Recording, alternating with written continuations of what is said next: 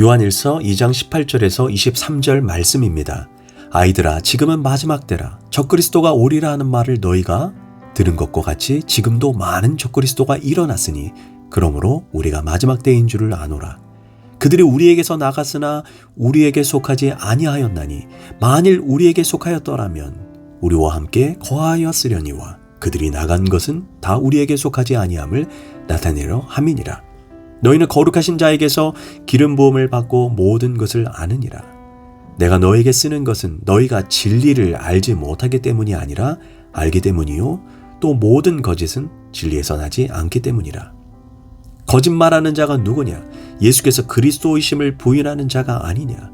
아버지와 아들을 부인하는 그가 적그리스도오니 아들을 부인하는 자에게는 또한 아버지가 없으되 아들을 시인하는 자에게는 아버지도 있느니라. 아멘. 할렐루야. 오늘도 좋은 날입니다. 요한일서 2장 18절에서 23절 말씀 묵상입니다. 오늘은 마지막 때에 미혹하는 자들이라는 제목으로 말씀을 나누도록 하겠습니다.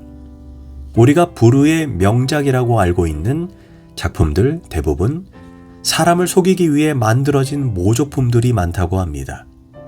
사람들에게 익히 알고 좋아하는 작품 중 17세기의 거장 렘브란트의 작품이 있습니다.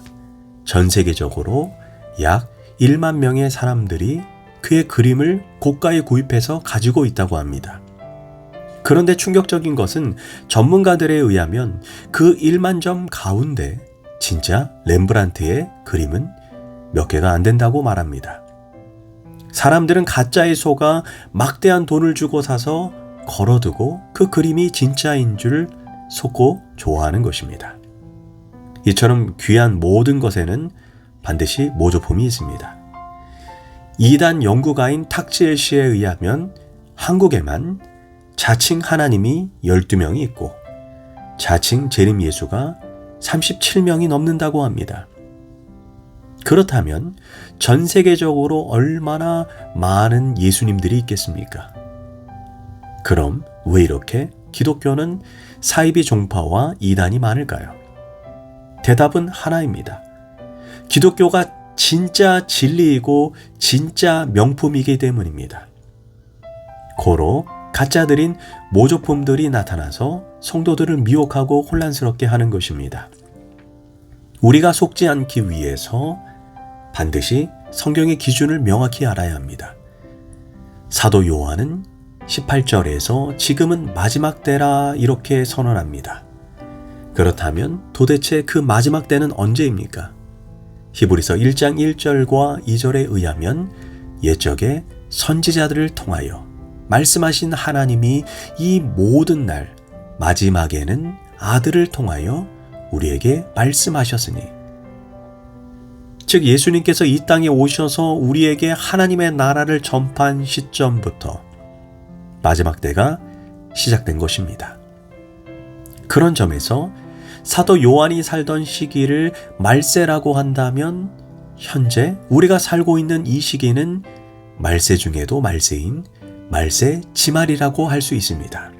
언제 예수님이 오셔도 놀라지 않는 그런 시대를 우리는 살고 있습니다. 그러니 정말로 우리는 깨어 있어야 합니다. 오늘 본문 18절에 의하면 마지막 때가 되면 적그리스도가 많이 나타난다라고 말씀합니다. 헬라어로 적그리스도에서 적은 대적하다 의미와 대신하다는 의미를 동시에 가지고 있습니다. 따라서 적그리스도는 예수 그리스도를 대적하거나 예수 그리스도를 대신하여 자칭 예수라 주장하는 사람들을 가리킵니다.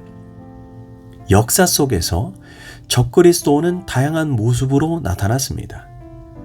네로 황제 또는 교회를 부패시킨 중세의 교황들, 히틀러, 스탈린, 김일성, 문선명이 있었고 오늘날에도 자신을 자칭 재림 예수라고 말하는 정명석과 이만희가 있습니다. 그런데 문제는 적그리스도의 도구로 사용되는 그들이 우리에게 다가올 때 스스로 뿔을 달고 나 사탄이요 이렇게 밝히지 않습니다. 그렇다면 우리가 쉽게 분별했을 것입니다.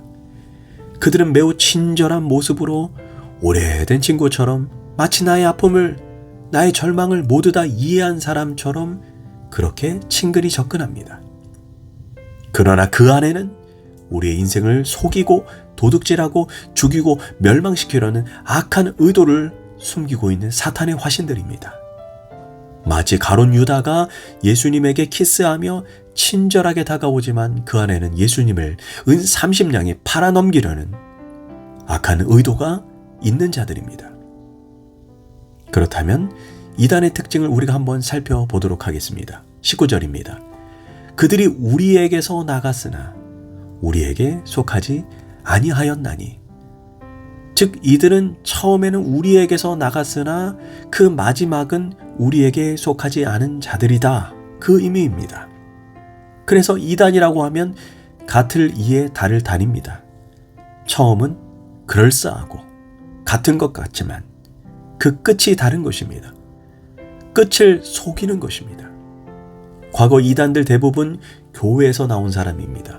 통일교회 문선명은 과거 교회 안에 있던 사람입니다. 신천지 이만희도 JMS 정명석도 그렇고 이장님도 교회 목사였습니다. 이들 모두 교회에서 나왔으나 그 끝이 다르다는 것입니다. 고로 예수님도 거짓 선지자들을 삼가하라.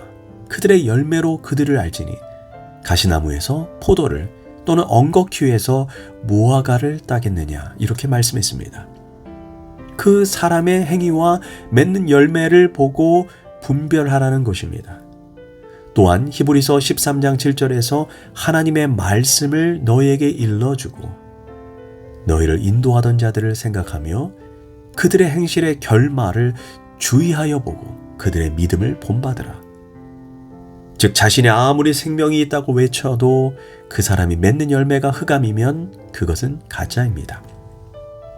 아무리 믿음 좋은 척, 거룩한 척, 생명 있는 척해도 그 사람이 맺는 삶의 열매는 궁극적으로 속일 수가 없습니다.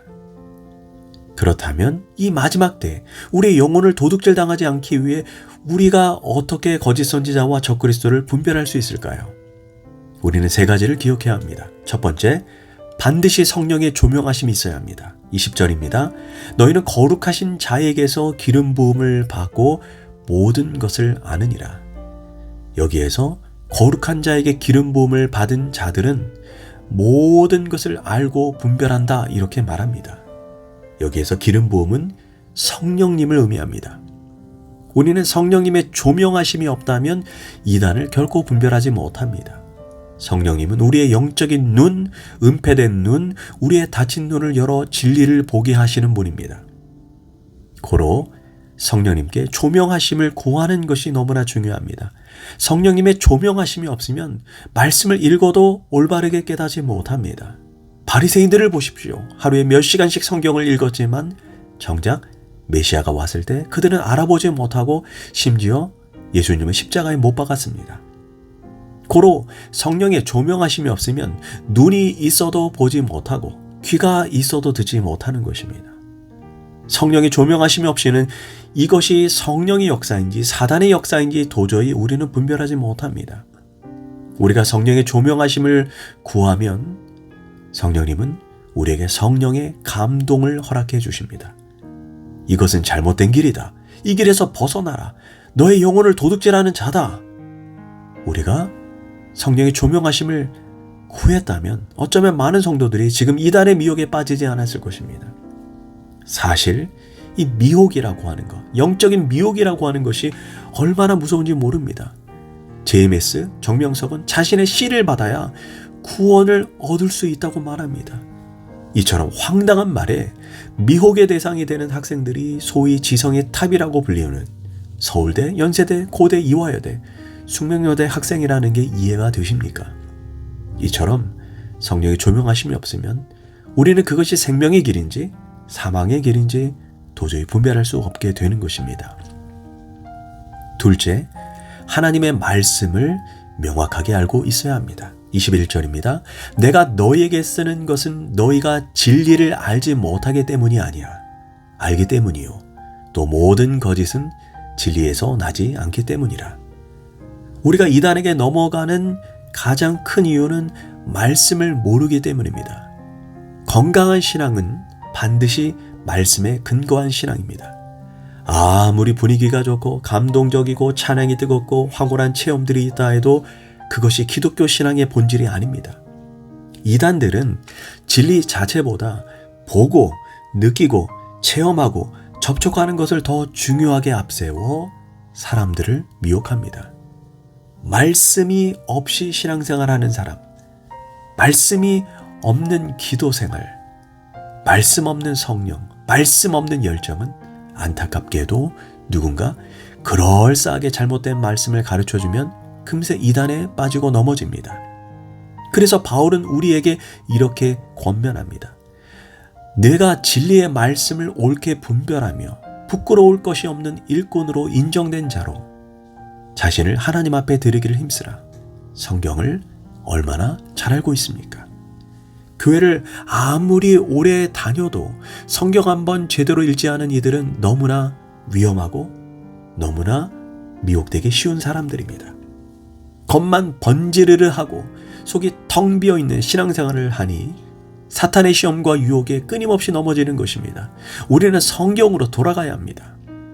셋째, 예수 그리스도만이 하나님께 이르는 유일한 길입니다. 22절, 거짓말하는 자가 누구냐? 예수께서 그리스도이심을 부인하는 자가 아니냐? 아들을 부인하는 자에게는 또한 아버지가 없으되 아들을 시인하는 자에게는 아버지도 있느니라. 즉 예수께서 그리스도, 즉 하나님 되심을 부인하는 자는 분명히 이단이라고 우리에게 알려주고 있습니다. 여호와의 증인들은 예수님을 힘이 강한 천사 중에 하나이지 하나님의 아들은 아니다 이렇게 말합니다. 또한 그들은 우리가 믿는 여호와는 기독교가 믿는 동일한 하나님이 아니냐 이렇게까지 주장합니다. 이런 주장은 아무리 그럴듯하게 보이지만 엄밀히 말해 예수 그리스도를 통해 만나는 하나님이 아니라면 성경에서 말하는 하나님이 아닙니다.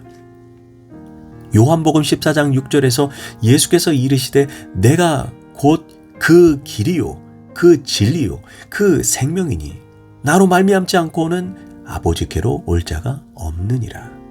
이처럼 이단에 빠지지 않기 위해 우리는 성령의 조명하심을 구해야 합니다. 하나님의 말씀의 기준을 명확히 알아야 합니다. 예수 그리스도만이 하나님께 이르는 유일한 길임을 잊지 말아야 합니다. 기도하겠습니다. 하나님, 말씀을 살면서 미혹하는 악한 영들에게 내 영혼을 도둑질하지 않게 성령의 조명하심을 구합니다. 말씀의 기준으로 무장케 하시고 예수님 외에 구원의 길이 없음을 반드시 가슴에 새기게 하소서. 예수님의 이름으로 기도합니다. 아멘.